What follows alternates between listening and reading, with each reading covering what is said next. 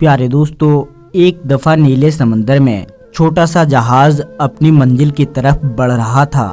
اس جہاز میں بہت سے مسافر موجود تھے اور ایک عورت بھی موجود تھی جسے اسی وقت بچہ پیدا ہونے والا تھا۔ دیکھتے ہی دیکھتے سمندر میں ہوائیں تیز ہونے لگی اور طوفان آ گیا۔ سب مسافر پریشان ہو گئے اور اب سوچنے لگے کہ اب کروں تو کیا کروں۔ طوفان بڑھتا ہی جا رہا تھا اور سب مسافر اپنی زندگی کی دعائیں مانگنے لگے، لیکن اللہ تبارک و تعالیٰ کو کچھ اور ہی منظور تھا۔ طوفان تیز ہوا اور جہاز 2 ٹکڑوں میں تقسیم ہو گیا، یعنی کہ جہاز کے 2 ٹکڑے ہو گئے۔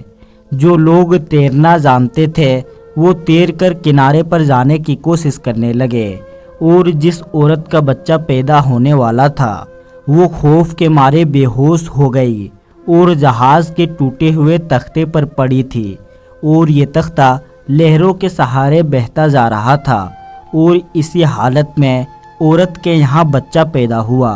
اللہ تبارک و تعالیٰ کی طرف سے ملک الموت کو حکم ہوا کہ اسی حالت میں اس عورت کی جان نکال لی جائے، یعنی کہ اس عورت کی روح قبض کر لی جائے۔ چنانچہ اس عورت کی جان نکال لی گئی اور وہ عورت بے سر و سامانی کی حالت میں تختے پر پڑا رہا۔ تختہ تیرتا تیرتا ایک کنارے سے جانے لگا اور ایک آدمی نے دیکھا تو اس نے بچے کو اٹھا لیا اور اس کی ماں کو مٹی کھود کر دفن کر دیا اور بچے کو اپنے ساتھ لے گیا۔ اس آدمی کی بیوی بچے کو دیکھ کر بہت ہی زیادہ خوش ہوئی، کیونکہ ان کی کوئی اولاد نہ تھا۔ انہوں نے بچے کا نام سداد رکھا اور بہت پیار اور محبت سے بچے کو پالا، اور سداد کو ان دونوں میاں بیوی نے بڑے لاڈ اور پیار سے پالا، یہاں تک کہ وہ بچہ 7 سال کا ہو گیا۔ سداد بہت ہی زیادہ ذہین اور عقل مند تھا۔ ایک دن باہر کھیل رہا تھا کہ شور مچنے لگا کہ بادشاہ کی سواری گزر رہی ہے۔ یہ سن کر سب بچے بھاگ گئے، لیکن سداد وہیں پر چھپ کر منظر دیکھنے لگا۔ جب سارا لشکر گزر گیا تو بادشاہ کے کچھ پیادے پیچھے سے دیکھنے کے لیے گزر رہے تھے کہ کوئی چیز چھوٹ تو نہیں گئی ہے۔ ان کو ایک پوٹلی گری ہوئی ملی جس میں سرمے دانے تھے۔ انہوں نے سداد کو بھی وہیں دیکھ لیا۔ انہوں نے سوچا کہ اس بچے پر تجربہ کیا جائے کہ اس سرمے میں کیا ہے۔ انہوں نے سداد کو بلایا اور کہا کہ بیٹا ادھر آؤ، تمہاری آنکھوں میں سرما لگاؤں گا، اس سے تمہاری آنکھیں بہت ہی اچھی دکھنے لگے گی۔ انہوں نے جب سداد کی آنکھوں میں سرما ڈالا تو سرما لگاتے ہی سداد کے چاروں طرف روشن ہو گئی، سارے خزانے نظر آنے لگے۔ لیکن سداد نے عقل مندی دکھائی، اس نے شور مچا دیا کہ ارے تم نے میری آنکھوں میں کیا لگا دیا ہے، میں تو اندھا ہو گیا ہوں۔ تو وہ پیادے ڈر کے مارے سرما وہیں کے وہیں چھوڑ کر بھاگنے لگے۔ سداد ہنسنے لگا، سرما اٹھایا، گھر پہنچا اور گھر آ کر سارا ماجرا اپنے باپ کو سنایا۔ وہ دونوں باپ بیٹے رات کے اندھیرے میں جاتے اور خزانہ کھود کر لاتے۔ اس طرح سے وہ بہت ہی زیادہ امیر ہو گئے۔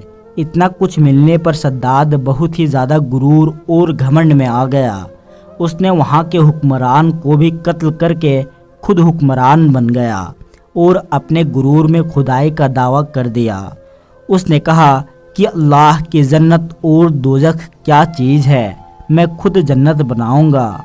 اس نے اپنی جنت بنانا شروع کر دی اور اسے بنانے میں 12 سال لگ گئے۔ اس جنت میں اس نے دودھ اور شراب کی نہریں چلائی، یاقوت اور جواہرات اور خوبصورت پرندے چاندی کی اینٹوں پر بنوائے گئے اور ہر کام پر پہرے کے لیے مقرر کیے گئے۔ جب سداد نے جنت تیار کروا لی تو اسے دیکھنے کے لیے انتہائی غرور کے ساتھ روانہ ہوا، اور وہاں پہنچا تو شہر کے دروازے پر ایک اجنبی آدمی کو دیکھا تو پوچھا کہ تم کون ہو اور یہ کیا کر رہے ہو؟ اس نے جواب دیا کہ میں اسرائیل ہوں اور تمہاری روح قبض کرنے کے لیے آیا ہوں، یعنی تمہاری جان ختم کرنے کے لیے آیا ہوں۔ تو سداد نے کہا کہ مجھے ایک نظر اپنی جنت کو دیکھ لینے دو، بس اتنی سی مہلت مجھے دے دو، میں اس شہر کا نظارہ کر سکوں۔ سداد نے جیسے ہی پاؤں سواری سے نیچے رکھا تو اس کی روح قبض کر لی گئی اور اس شہر کا نام و نشان مٹا دیا گیا۔ یہ دنیا والوں کے لیے عبرت کا نشان بن گیا۔ تو دوستو، ہمیں اللہ رب العزت کی بارگاہ میں ہمیشہ توبہ و استغفار کرتے رہنا چاہیے، اور جو بھی انسان اپنی دولت اور شہرت پر تکبر کرتا ہے، اللہ تبارک و تعالی اس کا انجام بہت برا کرتا ہے۔ اسی کو لے کر یعنی تکبر اور گھمنڈ کو لے کر ایک شخص حضرت علی رضی اللہ تعالی عنہ کی خدمت میں آیا اور عرض کرنے لگا کہ یا علی، تکبر کا علاج کیا ہے؟ بس یہ کہنا تھا۔ تو امام علی رضی اللہ تعالی عنہ نے فرمایا کہ اے شخص، یاد رکھنا، اگر کوئی انسان یہ چاہتا ہے کہ اس کے وجود سے تکبر ختم ہو جائے، وہ ایک عادت پیدا کرے۔ تو وہ کہنے لگا کہ یا علی، کون سی عادت؟ تو امام علی رضی اللہ تعالی عنہ نے فرمایا کہ وہ سلام کرنے میں پہل کرے۔